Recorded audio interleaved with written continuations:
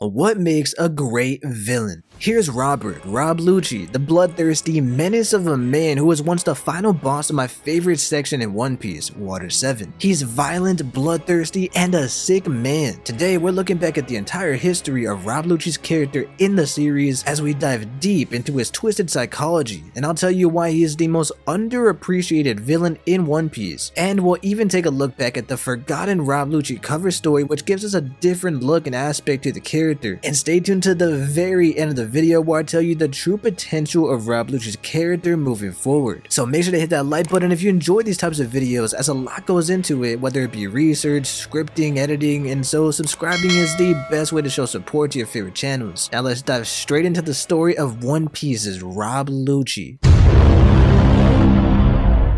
So Rob Lucci, he was first introduced during the Water 7 saga, which I've enjoyed rereading just to make this video. Initially, he was portrayed as this quirky shipwright working for Iceberg, the mayor and lead shipwright of Water 7, which is known as the Island of Water in a paradise of shipwrights. His introduction is actually really funny because he is simply this hardworking tank top and top hat wearing shipbuilder, and I've always loved the top hat design, especially with Sabo, so with Rob Lucci I was all for it. But while he looks serious at a first glance, is quickly thrown off with ventriloquism.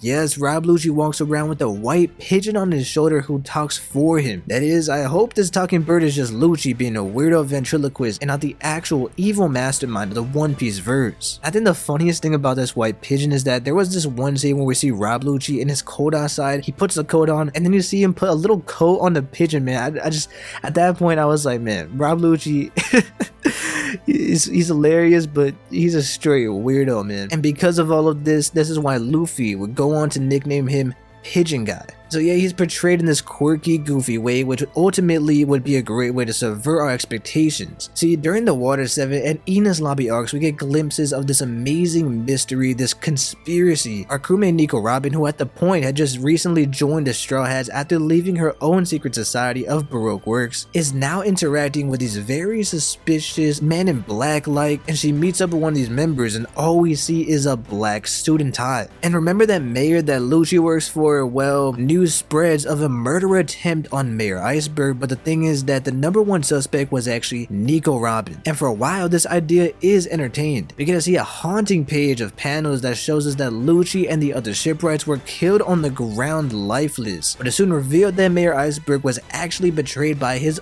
own employees, who turned out to be part of the secret agent group of the government, an elite crew that is only rumored to exist by the world, CP9 or Cypher Pol 9, and they've been on a mission to spy on Iceberg for years because he has the blueprints to Pluton, one of the most powerful ancient weapons from 900 years in the past. And Rob Lucci is the leader of this group. The mysterious conspiracy vibes are only amplified because, as you know, the greatest mysteries always have to involve at least one faked death. What I really loved about witnessing this classic anime betrayal at the time is how dedicated Rob Lucci and the other shipwrights were to their role. They completely deceived this guy working under him and gaining his trust after 5 years. And when they confront Iceberg, Lucci even goes out of his way to say just how hard they worked despite it only being a fake job. According to one of the members, Khalifa, they had originally hoped to acquire the Pluton blueprints from Mayor Iceberg without harming him at all. Although knowing Rob Lucci, I'm sure he was the only one really holding back because he just has the tendency to be a twisted, violent dude. We actually get to see his true colors come out right here as he kicks the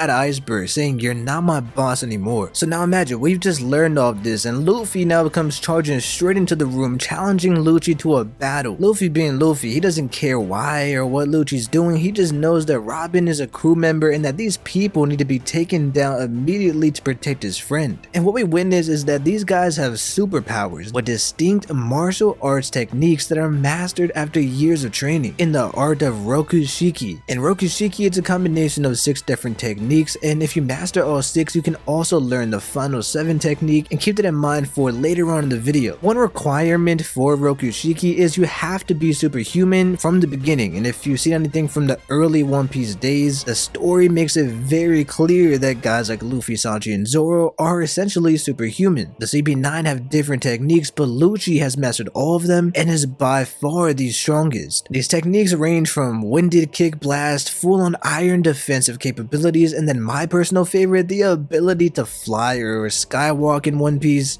flying has always just looked like the most fun to me. But let me know in the comments, what is your favorite of the Rokushiki techniques? Now you can see from this alone, Lucci being a full master of Rokushiki and the strongest member and leader of CP9, he was being hyped up as a nasty martial artist and combative opponent. And to make him even more of a menace, Rob Lucci also has a devil fruit, the Neko no Mi model leopard. He's a leopard man, a man with his own devil fruit, which means he can go in and out of his 3 different forms: human, leopard, or hybrid. Personally, when I first saw his hybrid form, I thought it looked pretty silly with this overly Fist of the North Star ridiculousness when it comes to his upper body looking crazy. The devil fruit gives Rob Lucci all of the capabilities of a leopard, as he can now take on the characteristics of the carnivorous cat, appearing more bloodthirsty than ever. And a quick side note, I've always wondered if the devil fruit and devil fruit users are fated in some supernatural way. Does the devil fruit enhance an already bloodthirsty nature here? I think there could be some credence to this idea, as the leopard fruit might have been a perfect match for Lucci. And let's get straight into Lucci versus Luffy. Luffy gets absolutely destroyed by Lucci, and it's honestly a wash. The classic One Piece trope is back of Luffy losing the first time to the main boss of the saga, and then he'll eventually have a rematch with him later on. So yeah, Lucci defeats Luffy very quickly, throwing him out the building, and they tie up Iceberg and one of their former employees and leave them in the trap building that is burning down. This is only a glimpse of how hardcore Lucci is and what makes him such a great villain. A great introduction, to say the least. Meanwhile, while all of this is going on, Luffy and the Straw Hats are understanding the situation, trying to process everything, because while the Straw Hats are very powerful in their own right, the CP9 are a serious and dangerous enemy that just wiped the floor with them. And let's not forget, they work for the world government, which comes with its own set of problems. With Luffy falling to CP9, Robin becomes a captive prisoner and goes with them to the sea train, which is headed to the world government's judicial island. Because of her knowledge and threat to the world, she is finally going to be taken to face justice at CP9's base after being hunted down for decades. In the meantime, after defeating the Straw Hats, Lucci confronts Frankie, this boisterous Italian shipwright who is suspected as the man who now owns the Pluton blueprints passed down from Iceberg. Just like Robin and Luffy, Lucci and CP9 essentially overwhelm Frankie and capture him. I don't want to go into Frankie too much here, but just know I love Frankie. He's definitely one of my favorite characters in the story. And also another side note, during this, Usopp, one of the Straw Hat pirates, is captured as well, so now Frankie, Usopp, and Robin are being taken away by Lucci and his crew to Enies Lobby. And this would launch the Enies Lobby event into full action, where you have the Straw Hats charging after them, heading to the government island, a complete disruption to save their friends. Enies Lobby was a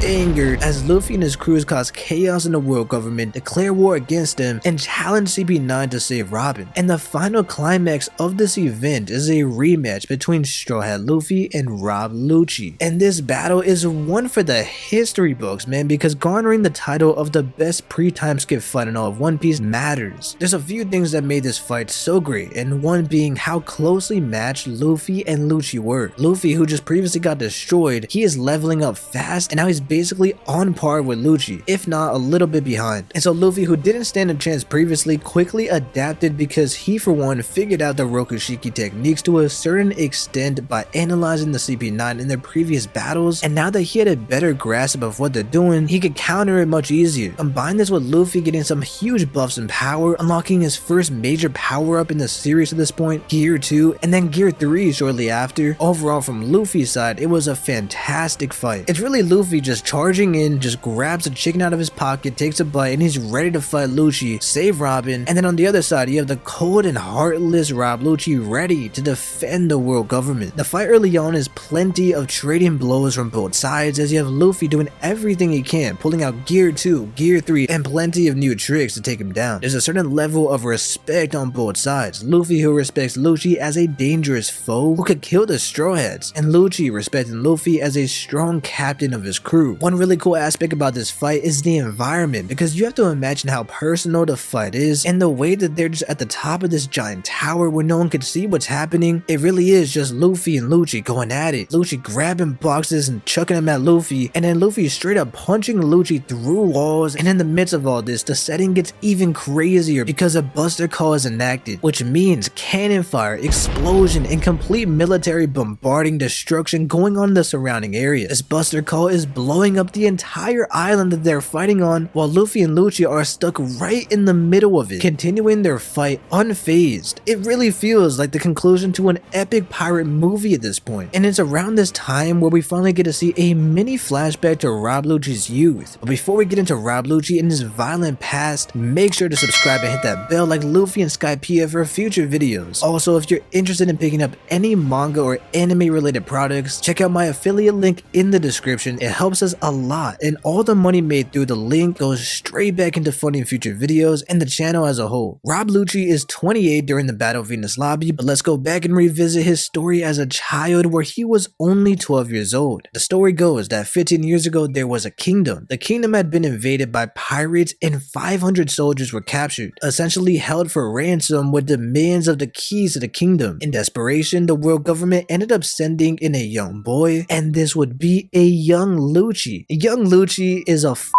beast, man, because he infiltrates the pirate hideout just like he did to Mayor Iceberg. And you might be thinking, oh, so he's gonna save the soldiers, right? Was he a hero turned villain by the corruption of the world government? Well, no, not at all actually. Instead, young Lucci kills the 500 soldiers and starts a beef with the pirates who are pissed off because now they have no leverage. They start launching cannonballs at him and he's just tanking them. And all these pirates, they're attempting to blast this kid into the next dimension. But Lucci, he tanks every single cannonball like a G. And once they ran out of cannons to fire, he walked over to the pirate ship and beheads the captain.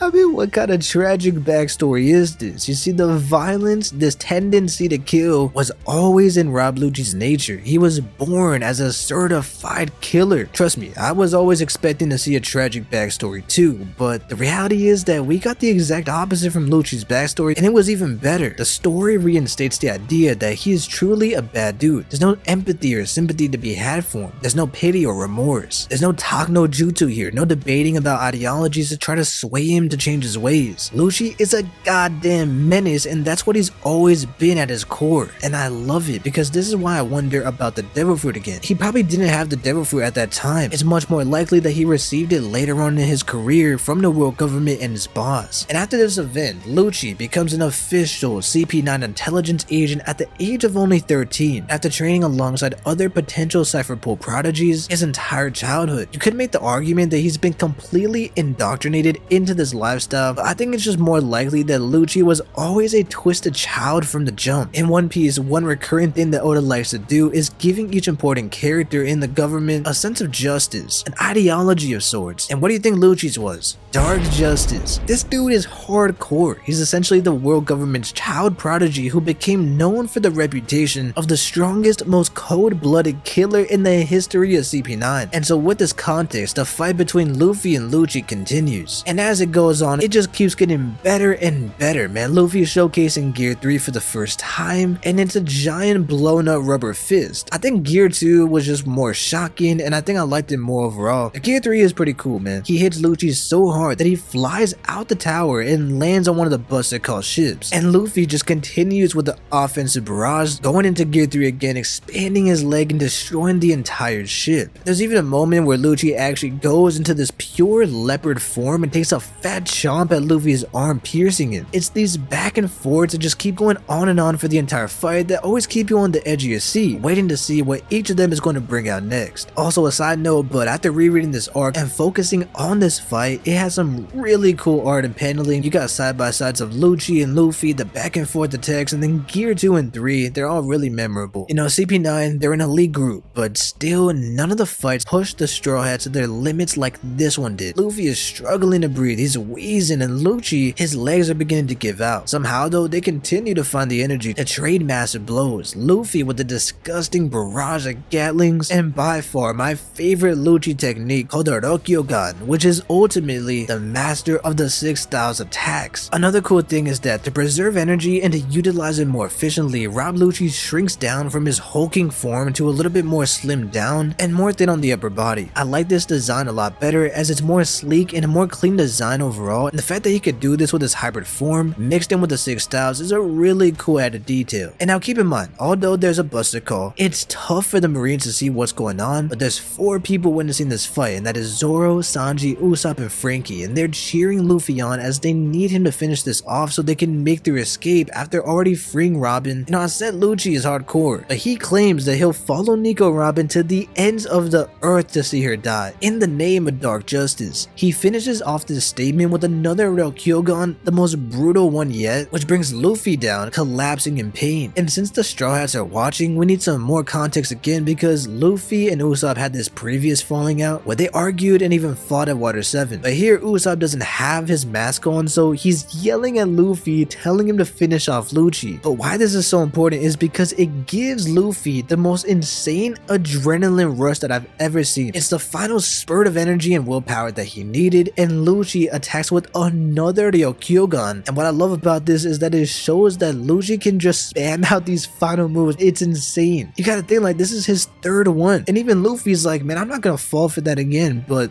Lucci, using his killer instincts, grabs Luffy and holds him in place with his long leopard tail, forcing Luffy to take the blunt force of the attack. And so at this point I'm thinking, man, Luffy's done, man. I don't know how Luffy does it, but sheer willpower and sheer adrenaline rush withstands this attack and has the passion to throw out one final barrage of Gatling punches. It's incredible that he is even standing at this point, but this final attack allowed Luffy to finish off Lucci and protect his crew. What a fight. That was just the most insane ending to a fight, and it was back and forth, man. That's what I'm saying. Like, this fight was so good because you have Lucci and Luffy going back and forth, going down to the very end. There's so much on the line, there's so much tension, there's so much at stake here, saving Nickel Robin, and Lucci's their golden boy, he's their prodigy. I highly recommend checking out this fight in the anime because with Luffy's voice acting and he's just throwing out a bunch of barrages of attacks, it is such a fun fight. For a series that gets a bad rep for its goofy and weak fights, hopefully you can see why some people say it is their favorite fight in the entire series. And Lucci might have not been the most overpowered and most powerful opponent that Luffy's ever faced, but he was the perfect boss to wrap up the Water 7 saga. Let me know in the comments, is this your favorite Luffy fight?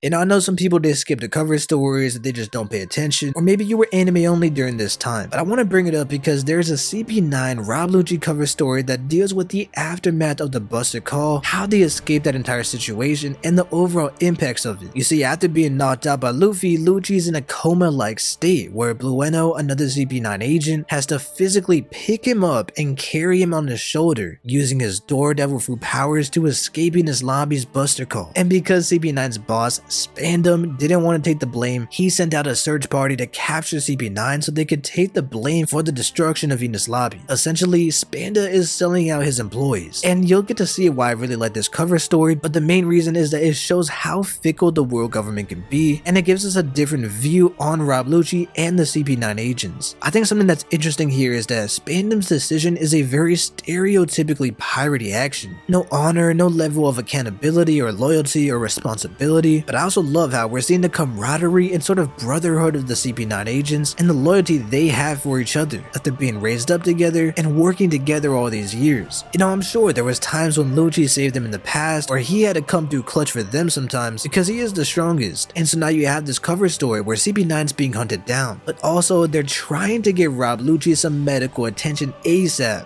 This dude's unconscious, pretty much dying in their arms. There's even a moment where Lucci's CP9 rival, Jabra the Wolfman, is carrying Luffy on his back, and it's these little moments that give me so much more respect for the agents. Eventually we get to see Kumadori, another agent, street dancing Odin style in the rain, making an utter fool of himself. And then you have Kaku, Jabra, Blueno starting up these street side circus acts as well, with the goal of stacking up as much bread as possible, with the goal being so they could pay for Lucci's medical expenses. And honestly, it's a very humanizing moment for CP9. So after pulling up enough cash together, they check in Lucci to a hospital, and while waiting for a few days for him to wake up, we get like this montage of CP9 going shopping, going out to dinner, they're hanging out, enjoying the city. It's fun, you know, it's lighthearted, and you get a slice of life vibe, a different perspective on it. You start to realize, man, it's like these are almost a government's version of a pirate crew. Eventually, Lucci does wake up, and the pigeon's going crazy. He's never been more happy in his life to see his buddy Lucci alive. But how does the group celebrate?